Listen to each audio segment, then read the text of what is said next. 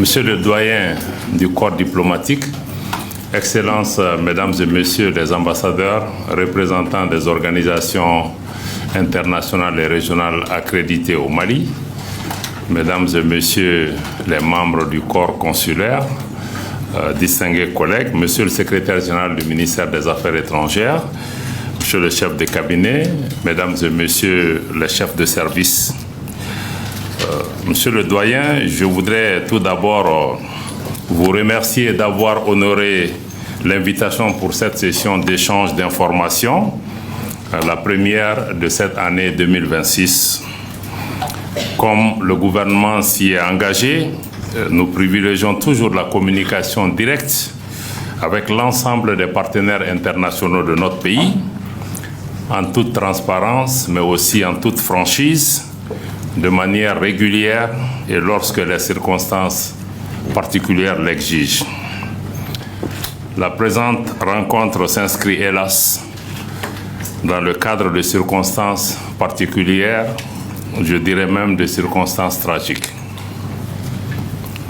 Comme vous l'avez déjà appris à travers les communiqués officiels du gouvernement, le Mali a été victime, le samedi 25 avril 2026, d'attaques terroristes complexes, coordonnées et planifiées avec des sponsors internes et externes contre plusieurs villes de notre pays. Ces attaques ont causé des victimes, civiles comme militaires, au nombre desquelles le regretté général d'armée Sadio Camara, ministre d'État, ministre de la Défense et des anciens combattants, dont les circonstances de la disparition ont fait l'objet du communiqué en date du 26 avril 2026 du gouvernement de la transition. En sa mémoire et en la mémoire de toutes les victimes de ces attaques barbares et terroristes, je voudrais vous inviter à observer une minute de silence.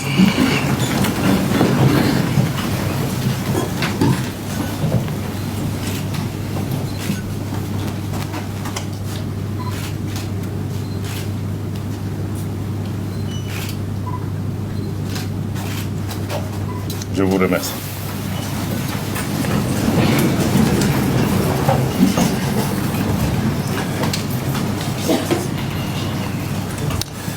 Le Mali, les Maliens, les Maliennes et les amis du Mali continuent de pleurer l'illustre disparu en la personne du général d'armée Sadio Camara, dont la personnalité sans reproche, le parcours exemplaire, l'engagement patriotique et le sacrifice ultime en font désormais un héros national. Je réitère la gratitude du gouvernement de transition pour les très nombreux messages, appels, communiqués, témoignages et autres manifestations de sympathie, de compassion, de condoléances et de soutien reçus en cette circonstance dramatique.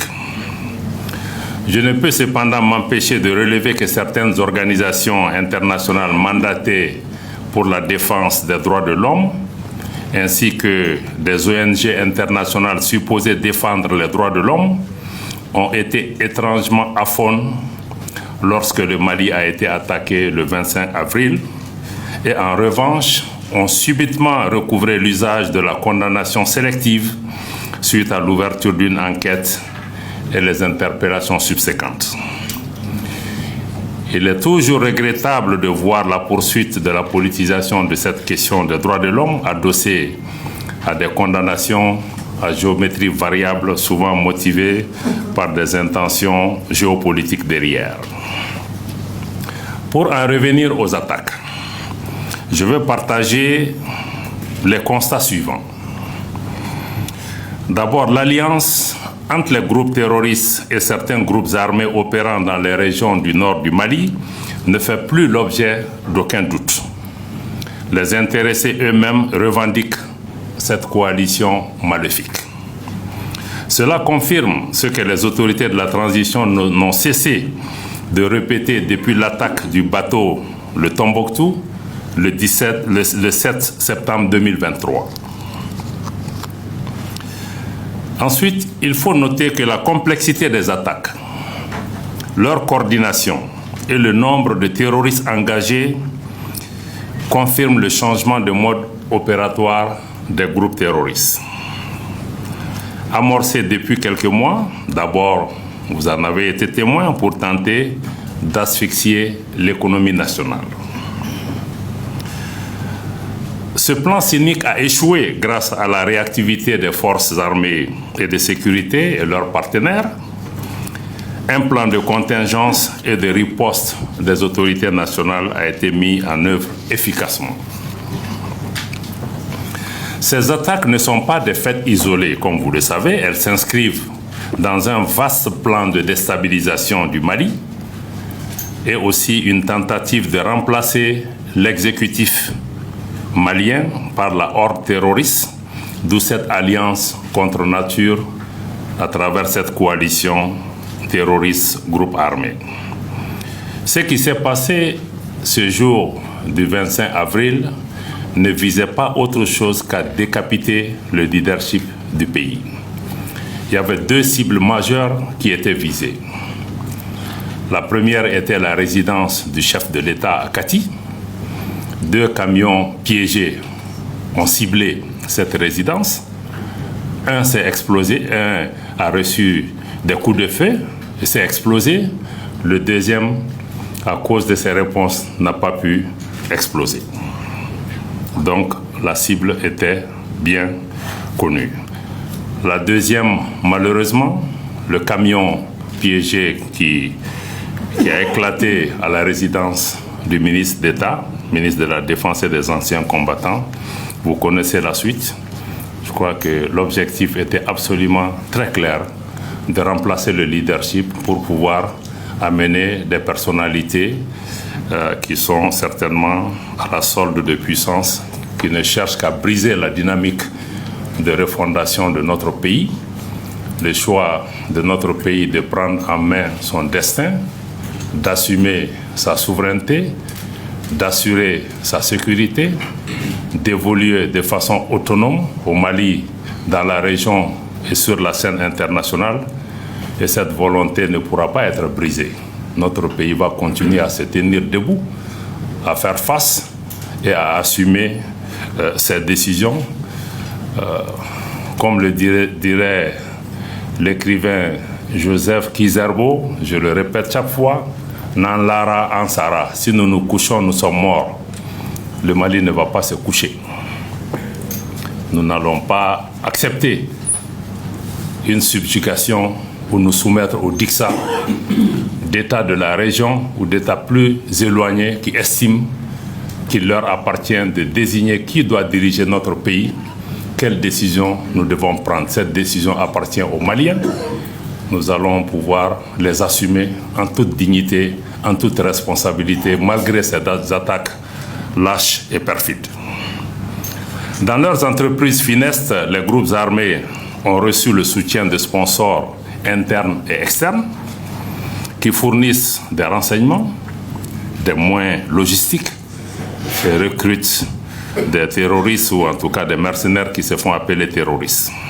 Certains de ces sponsors agissent d'ailleurs à visage découvert, comme l'Ukraine qui a publiquement revendiqué son appui logistique aux terroristes opérant au Sahel. D'autres continuent encore de garder la tête dans le sable.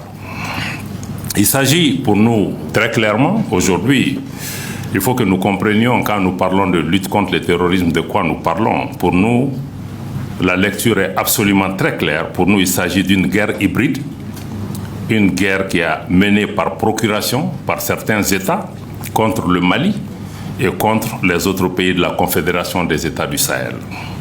En s'attaquant à une mosquée le 25 avril, cela confirme à nouveau que le terrorisme au Sahel est politique. Il n'a rien d'idéologique ou de confessionnel. Il s'agit aussi d'une guerre informationnelle dans laquelle s'entremêlent la désinformation, la manipulation, l'apologie du terrorisme et même, nous allons plus loin, de blanchiment du terrorisme à tel point que ceux qui aujourd'hui qualifient les autorités de la transition de junte sont aujourd'hui des alliés, les porte-voix et les relais médiatiques des groupes terroristes. Et vous suivez quotidiennement certains médias qui sont devenus aujourd'hui les porte-paroles clairs qui offrent les tribunes nécessaires à ces groupes terroristes sans qu'une voix soit élevée pour les appeler à la morale, à la raison et même au respect du droit.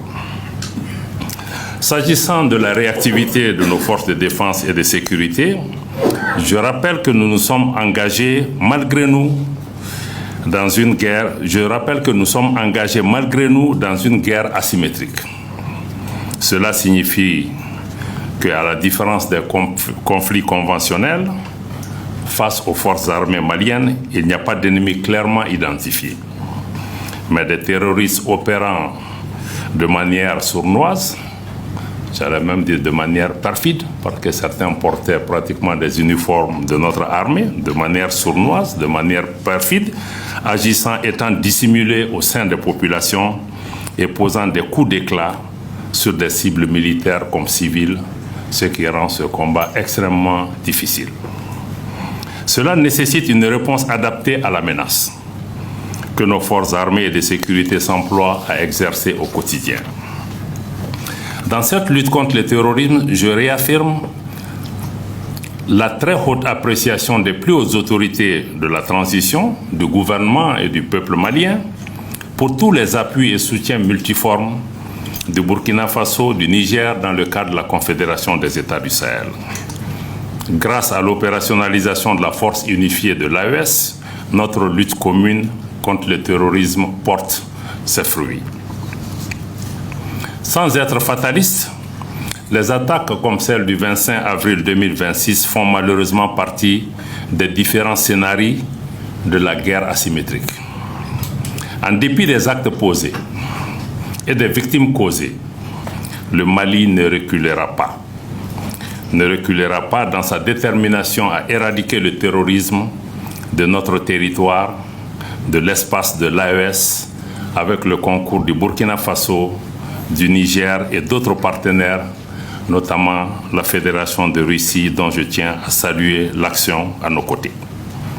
Cette lutte dans laquelle la Confédération AES est engagée est menée pour la sécurité collective. J'allais dire pour notre sécurité collective, bien au-delà de la région du Sahel, si nous n'en avons pas encore pris conscience. Dans cette dynamique, la Confédération AES prend toute sa part et forme un rempart contre l'hydre terroriste. Bien évidemment, notre réponse n'est pas uniquement sécuritaire. Elle est holistique et intègre des dimensions politiques, des dimensions géopolitiques, des dimensions sociales, mais aussi des dimensions de développement. Toutefois, je dois clarifier que le gouvernement n'envisage pas de dialogue avec les groupes armés terroristes, sans foi ni loi, qui portent la responsabilité des événements tragiques que vivent nos populations depuis des années. L'ouverture du gouvernement du Mali au dialogue a été à plusieurs reprises affichée, notamment dans le cadre des Assises nationales de la refondation et également dans le cadre du dialogue intermalien. En s'incriminant davantage avec le JNIM affilié à Al-Qaïda, le FLA a librement choisi de prendre fait et cause pour un groupe extrémiste reconnu comme terroriste par l'Organisation des Nations Unies qu'il a inscrit le 4 octobre 2018 sur la liste des sanctions contre Daesh et Al-Qaïda, conformément à la résolution 2368-2017. Nous continuons d'accueillir des éléments terroristes repentis qui rejoignent le cadre républicain. Je voudrais aussi partager quelques mots d'assurance et de réassurance avec vous. Au nom du gouvernement du Mali, je rends un nouvel hommage appuyé à la résilience des populations maliennes, mais aussi à celle des invités du Mali qui vivent parmi nous et que vous représentez largement ici dans cette salle. Ne pas céder à la panique est la meilleure réponse à ces attaques lâches et barbares. Malgré la tentative de renversement des autorités, les institutions de la République restent fortes et la continuité institutionnelle sécuritaire est maintenue, voire renforcée, avec l'attribution des fonctions de ministre de la Défense au chef de l'État, qui constitutionnellement est le chef suprême des armées. La nomination du général Oumar Diarra, ancien chef d'état-major général des armées, aux côtés du chef de l'État, en qualité de ministre délégué, assure également la continuité institutionnelle. De manière opérationnelle, le nouveau chef d'état-major général des armées qui vient d'être nommé en Conseil des ministres est également un acte de confirmation de cette continuité institutionnelle, mais aussi de la continuité dans nos choix politiques et les réponses à apporter pour préserver la souveraineté du Mali, défendre son intégrité territoriale, quelles que soient les circonstances. Aucun Malien, aucun chef d'État, aucun gouvernement ne cédera une once de notre territoire. Nous défendrons notre pays, nous défendrons notre souveraineté. Une enquête a également été ouverte par le procureur de la République près le tribunal militaire de Bamako le 1er mai 2026 et les investigations menées rigoureusement ont permis d'identifier et d'appréhender des personnes civiles comme militaires liées à la planification, à la coordination et à l'exécution de ces attaques. C'est vous donner l'assurance que force restera à la justice pour faire son travail. Les mesures sont prises pour le renforcement et une adaptation de notre dispositif sécuritaire sur l'ensemble du territoire national. Ces attaques simultanées et odieuses n'ont fait que renforcer la combativité, la détermination et l'unité des Maliens autour de la préservation de nos institutions de la République, mais aussi de la confiance des Maliens en leurs forces armées et de sécurité.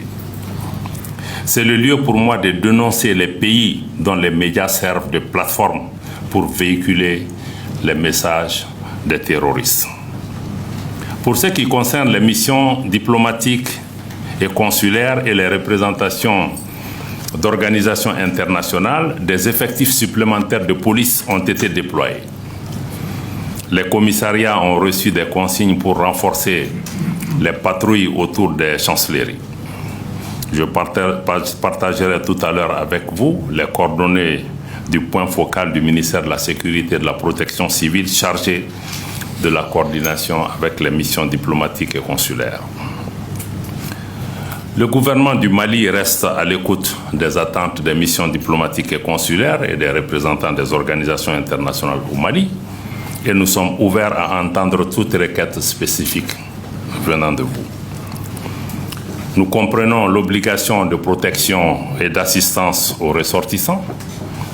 Le gouvernement a exactement les mêmes obligations vis-à-vis des populations maliennes comme des invités du Mali que vous représentez.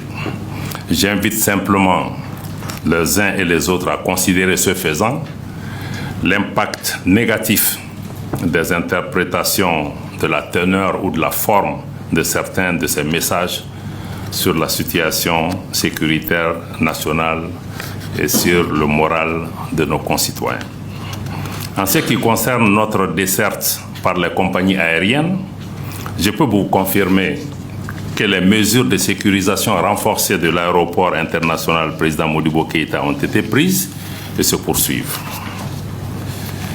Il n'y a aucune contrainte logistique opérationnelle à la desserte de Bamako par les compagnies aériennes et les livraisons de kérosène se poursuivent régulièrement.